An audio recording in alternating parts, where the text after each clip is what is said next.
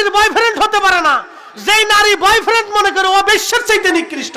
এই কথা কন জোরে বলেন, এই হাত উঁচু করে বলেন ঠিক না বেঠিক? ও নারী বেশ্যা নারী, কথা কন জোরে বলেন ঠিক কিনা? কোন নারীর বয়ফ্রেন্ড থাকতে পারে, ওটা বেশ্যা নারী। বাইতুল আকসা এখন বংশ করে মসজিদকে ভেঙে ফেলে দিয়ে ওরা মন্দির করবার চাইতেছে, ইহুদিরা ট্যাপ করতে চাইতেছে, তারা তাদের গির্জা বানাইতে চাইতেছে। এ মুসলমান, বাইতুল আকসা আমাদের নিয়ন্ত্রণে এখন নাই, এটা কাফেররা নিয়ে গেছে। বাইতুল আকসার জন্য এখন যারা লড়াই করেছে তারা গাজার মুসলমান, তাদেরকে নিঃশেষ করে দেওয়ার জন্য তারা সর্বশক্তি ব্যবহার করেছে, তারা সর্বশক্তি দিয়া গাজার মুসলমানকে হত্যা করেছে।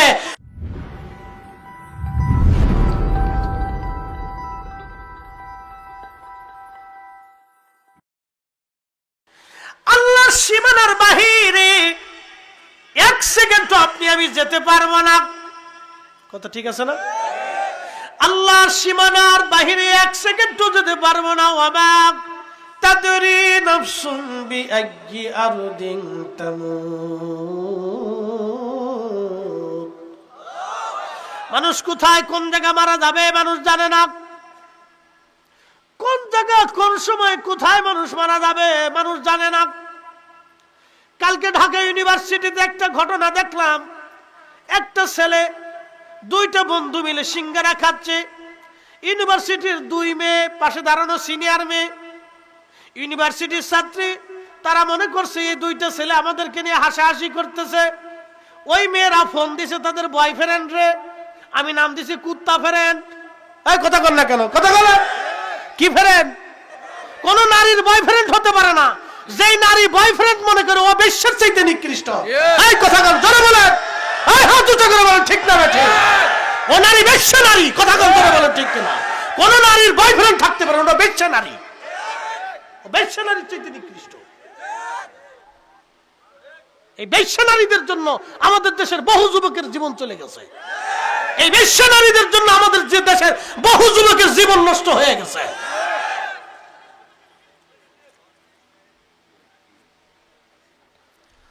পীর সিরাজগঞ্জবাসী তারাশের মুসলমান খুব মনোযোগ দিয়ে শুনে যাবেন।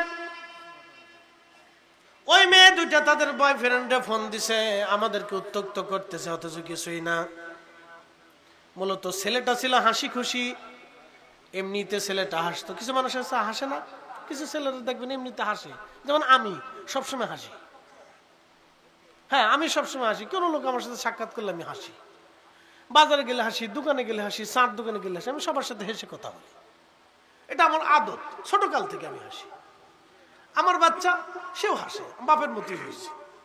ছেলেটা সেও হেসে হেসে কথা বলে, মানে যে যাবে তার সাথে খুব বন্ধু হয়ে যায়, দুস্তি হয়ে গেছে, হাসে এরকম। তো কি করছে, বয়ফ্রেন্ড ফোন দিছে, আমি নাম দিছি কুত্তা ফ্রেন্ড। বদমাশ একটা ছেলের জীবন চলে গেল, মারামারি করে ছেলেটাকে হত্যা করলো। চিন্তা করতে পারছেন আপনি? এরকম ইউনিভার্সিটিতে কত বয়ফ্রেন্ডের জন্ম হয়েছে আল্লাহ জানে। কি কথা বল না কেন? এই জন্যই তো আমাদের দেশের কোনো পরিবর্তন হয় না। লেখাপড়া হয়, অনেক উচ্চ শিক্ষিত হায়ার এডুকেটেড পারসন, বিশেষ কমপ্লিট করে আসার পরেও টেবিলের নিচে ঘুষ নেয়। কথা বল না কেন, ঠিক কিনা? আচ্ছা বলেন তো, যেই ছেলে টেবিলের নিচে ঘুষ নিয়ে বিচার করে ও কি মানুষ হয়েছে? একসাথে বলেন মানুষ। ও লেখাপড়ার দাম কি? কোনো দাম আছে? কোনো দাম নাই, চলতেছে। এই জন্য তো আমাদের দেশে লেখাপড়ায় হায়ার এডুকেটেড পারসন একটা ছেলে মানুষ হয় না। না, মানুষত্ব নেই,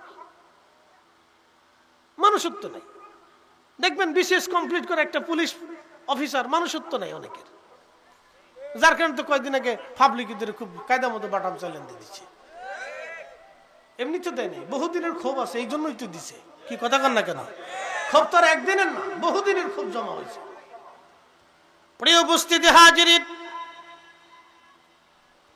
প্রিয় ভাই আমার, মনোযোগের সাথে কথাগুলি শুনবেন। আমি যে কথাগুলি বলছিলাম, কুরআনুল কারীমে আল্লাহ রাব্বুল আলামিন বললেন, ও আমার হাবিব আপনি উম্মতকে জানান, আমি রব্বুল আলামিন চারটি জিনিস আমার বান্দার জন্য নির্ধারিত করে দেই। এক নম্বর হায়াত, কতদিন সে বেঁচে থাকবে আমি আল্লাহ নির্ধারিত করে দেই। অর্থাৎ আল্লাহ সীমানার বাহিরে যাওয়ার আর কোনো সুযোগ আর নাই, ঠিক কিনা? প্রিয় উপস্থিতি, মনোযোগ দিবেন। 2 নম্বরে আল্লাহ পাক রব্বুল আলামিন লিখে দেয় সে কি পরিমাণে রিজিক খাবে। আল্লাহু আকবার। কি পরিমাণে খাবে লিখে দেয় কে? আল্লাহ। জোরে বলেন, কে লেখে? আপনার ব্যাংকে টাকা আছে কিন্তু নসিবে খাবার নাই, আছে না এরকম? যদি না বিশ্বাস করেন তো ঢাকার বড় নামি দামি পাবলিক প্রাইভেট হসপিটালে যায় দেখবেন 100 কোটি টাকার মালিক, কিন্তু তারা হয়ে বেকা হয়ে পড়ে রয়েছে, খাবার খাইতে পারে না, লল দিয়ে ভিতর দিয়ে ঢুকাইতে লাগতেছে। রিজিক কি খাবেন সেটা আল্লাহ এটা বরাদ্দ করে দেয়। এই জন্য সবসময় দোয়া করবেন যে আল্লাহ যেন উত্তম রিজিকের ফয়সালা করে। আমিন। কোন রিজিক? উত্তম রিজিক। আলহামদুলিল্লাহ কন্যা, একসাথে কন্যা আল্লাহু আকবার।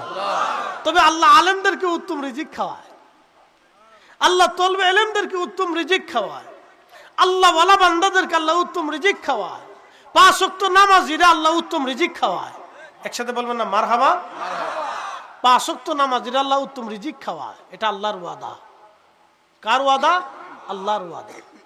ভালো জিনিস খাবেন, বিড়ি টিড়ি খায়েন না, এটার ভিতরে কোনো ভিটামিন প্রোটিন নেই। আল্লাহ রসুল বলছেন তোমরা দুধ খাও, তোমরা খেজুর খাও, তোমরা ফল খাও, তোমরা রুটি খাও। হালালান তাইয়্যিবা, হালালটা খাবা, বিশুদ্ধটা খাবা। পান খাবেন কিন্তু তামাক খেতে পারবেন না, এটা বিশুদ্ধ না, তাইয়্যিব না। কথা ক্লিয়ার? ওনার পছন্দলির পালন করেন, না পড়লি না পড়েন, যদ্দূর পারেন তামাক খান। যদি খাই বেহেশত পাইতে পারেন তো চেষ্টা করে দেখেন। কি কথা খারাপ করছি? হালালান তাইয়্যিব, বিশুদ্ধ খাবার খাও, তুমি পরিচ্ছন্নটা খাও। দেখেন আল্লাহ কত বড় বান্দার প্রতি, আল্লাহর কত দয়াশীল। তুমি পরিচ্ছন্নটা খাও, বিশুদ্ধটা খাও। এক শয়তান কুমিল্লা বাড়ি, এই শয়তানের নাম ভুলে গেছি।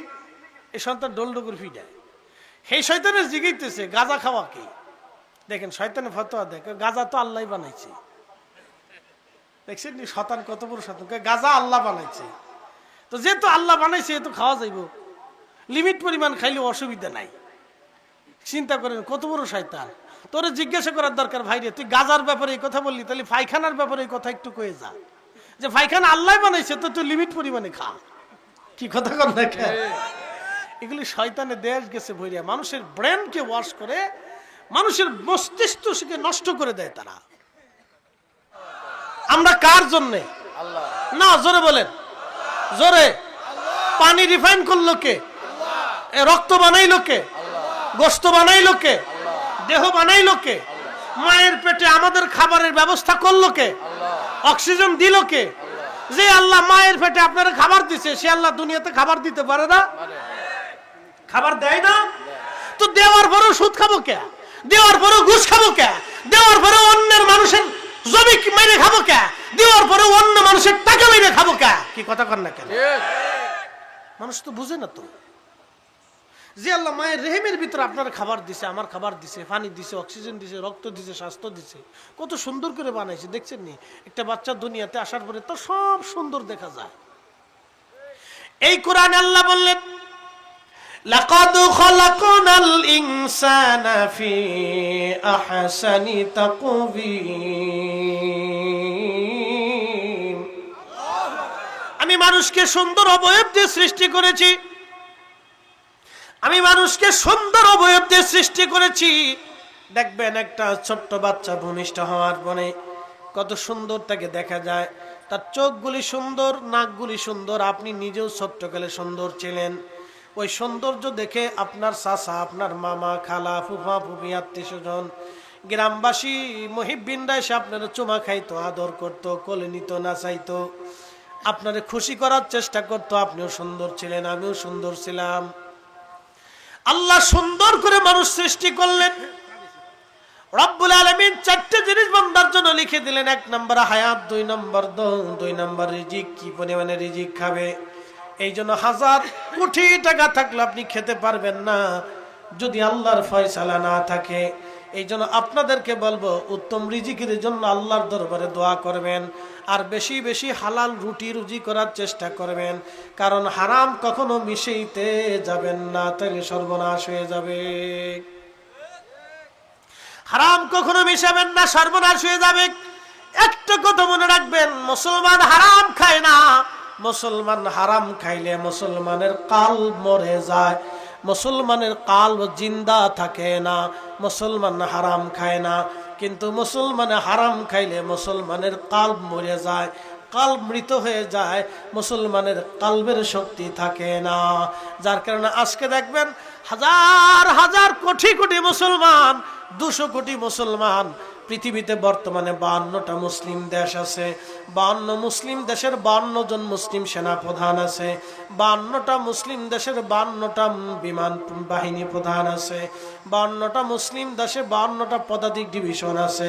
এরপরে আপনার ট্যাঙ্ক ডিভিশন, বিভিন্ন ডিভিশনগুলি আলাদা আলাদা আছে। 52টা মুসলিম দেশে মিনিমাম হলো 1 কোটি মুসলিম সেনাফৌজ আছে। কি আছে না? 52টা মুসলিম দেশে মিনিমাম 1 কোটি মুসলিম সেনাফৌজ আছে। কিন্তু ইসরায়েলের উপরে একটা ককটেল নিক্ষেপ করার সাহস পাইল না। এই কথা কন না কেন? কিন্তু যুদ্ধ করলো কারা? 50 কিলোমিটার ব্যাপী 40 কিলোমিটার দৈর্ঘ্যে একটা ছোট্ট এলাকা, তার নাম গাজা। এই গাজার মাত্র 30,000 মুজাহিদ আল্লাহর উপরে ভরসা করে তারা জিহাদ করলো। পৃথিবীর একটা বিরাট অংশ ন্যাটো জোট এবং ইসরায়েল আমেরিকা থেকে পৃথিবীর বিরাট একটা শক্তির সাথে তারা যুদ্ধ করলো। তারা শহীদ হলো, বাড়িঘর হারাইলো, সন্তান হারাইলো, কিন্তু কাফেরের কাছে তারা মাথা নত করে নাই। মুসলমান দেখলে তাদের দিকে তাকাইলে মুসলমান চেনা যাবে, শহীদ দেখলে তাদের দিকে তাকাইলে শহীদ চেনা যাবে। কথা বলেন ঠিক কিনা? মুসলিম দেখতে যদি চান তো গাজার মুসলমানের দিকে তাকান। একটা ছোট্ট জনপদ, ওরা আজও পর্যন্ত মাথা নত করে নাই কাফেরের কাছে। সব হারাই দিচ্ছে, জমি জমা টাকা পয়সা সব হারাইছে। কালকে খবরে দেখলাম $200 কোটি দিতে চাইছে, তারপরে তারা মাথা নত করে না। টাকাও দিল ডলার, আমরা জীবন দিছি টাকার জন্য না।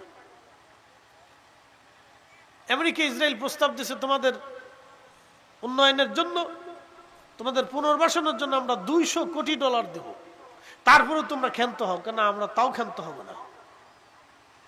একসাথে বলবেন আল্লাহু আকবার। না আরো জোরে, না আরো জোরে, বুঝাইতেছি আরো জোরে। আমাদের দেশের মুসলমানের হিসাব কি? সারা মাস করে কয় মার্কা আছে নি রে, কয় আছে। কোন সে মার্কা? কলস। আরো জোরে কলস। জোর হয় না কে? কলস কলস কলস। সারা মাস ভিড়ে কলস কলস করে চিল্লিছে। বদনালা রাত্রিবেলা এসে 1000 টাকা মারি দেখে কালকে মেরে দিস, তো পরের দিন ভোটের দিন সকাল 10টার সময় যে আর প্রথম ছুটি বদনামারকে মেরে দিছে। এর হলো বাঙালি মুসলমান। কি কথা কর না কে? টাকা কত? 1000 টাকার লেগে সারা মাস বেড়ে কলস কলস করে চিল্লিছে, সকালবেলা যা বদনামারকে সিল মেরে দিচ্ছে। এরা মুসলমান। এই মুসলমান যদি গাজায় থাকতো তাহলে আর বাইতুল আকসা আমাদের নসিবে চেহারাও দেখতে পারতাম না। বাইতুল আকসা এখন ধ্বংস করে মসজিদকে ভেঙে ফেলে দিয়ে ওরা মন্দির করবার চাইতেছে, ইহুদিরা ট্যাম্প করতে চাইতেছে, তারা তাদের গির্জা বানাইতে চাইতেছে। এ মুসলমান, বাইতুল আকসা আমাদের নিয়ন্ত্রণে এখন নাই, এটা কাফেররা নিয়ে গেছে। বাইতুল আকসার জন্য এখন যারা লড়াই করেছে তারা গাজার মুসলমান, তাদেরকে নিঃশেষ করে দেওয়ার জন্য তারা সর্বশক্তি ব্যবহার করেছে। তারা সর্বশক্তি দিয়া গাজার মুসলমানকে হত্যা করেছে, ছোট্ট বাচ্চা থেকে বৃদ্ধ পর্যন্ত হত্যা করেছে, হসপিটালে বোমা মেরেছে, এই আশ্রয় কেন্দ্রগুলি বোমা মারতেছে, লক্ষ লক্ষ মুসলমানকে তারা শহীদ করেছে, কিন্তু তারা মাথা নত করে নাই। এখনো বাংলার মুসলমান পেপসি কিনে খা, কোকা কোলা কিনে খা, আমরা নামকে বাঁচতে মুসলমান। কথা কোন ঠিক? আল্লাহু আকবার, আল্লাহু আকবার। আল জিহাদ, আল জিহাদ। একসাথে বলুন আল্লাহু আকবার, আল্লাহু আকবার। সাবিলুনা সাবিলুনা আল জিহাদ, আল জিহাদ। আমাদের পথ কি? পূর্বপুরুষের পথ ছিল আল জিহাদ। আমরা জিহাদ ভুলে গেছি, জিহাদের কথা মনে নাই। মনে রাখবেন, ওয়ালা তাকুলু লিমান ইউকতালু ফি সাবিলিল্লাহ ফি সাবিলিল্লাহি আমওয়াত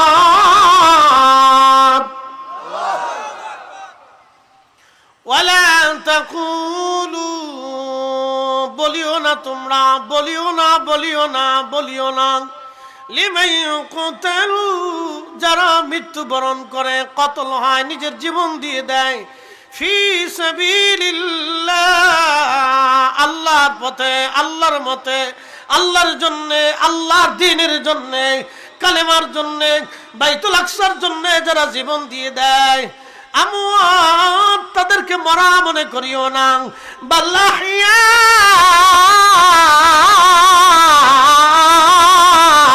আল্লাহু আকবার। বরং তারা জিন্দা জিন্দা জিন্দা জিন্দা, ওয়ালাকিন লা তাশউরুন, তুমি বুঝো না, তুমি বুঝো না, তুমি বুঝো না, তারা জিন্দা জিন্দা জিন্দা জিন্দা। একবার জোরে বলেন আল্লাহু আকবার। কোরআন শরীফ কি একদিনের জন্য না কিয়ামত পর্যন্ত? তাহলে কিয়ামত পর্যন্ত জিহাদ চলবে, কিয়ামত পর্যন্ত মুজাহিদও থাকবে, কিয়ামত পর্যন্ত শহীদ হতে থাকবে। একসাথে বলবেন আল্লাহু আকবার। কিয়ামত পর্যন্ত কি থাকবে? জিহাদ থাকবে, কিয়ামত পর্যন্ত মুজাহিদ থাকবে, কিয়ামত পর্যন্ত যুদ্ধ হবে, কিয়ামত পর্যন্ত মুসলমান শহীদ হবে। তাই জন্য শাহাদাত, জিহাদ এগুলি ভুলে যাওয়া যাবে না। কথা বলেন ঠিক কিনা? এটা আমাদের ঈমান ও আমলের একটা পাঁচ বিরাট একটা অংশ।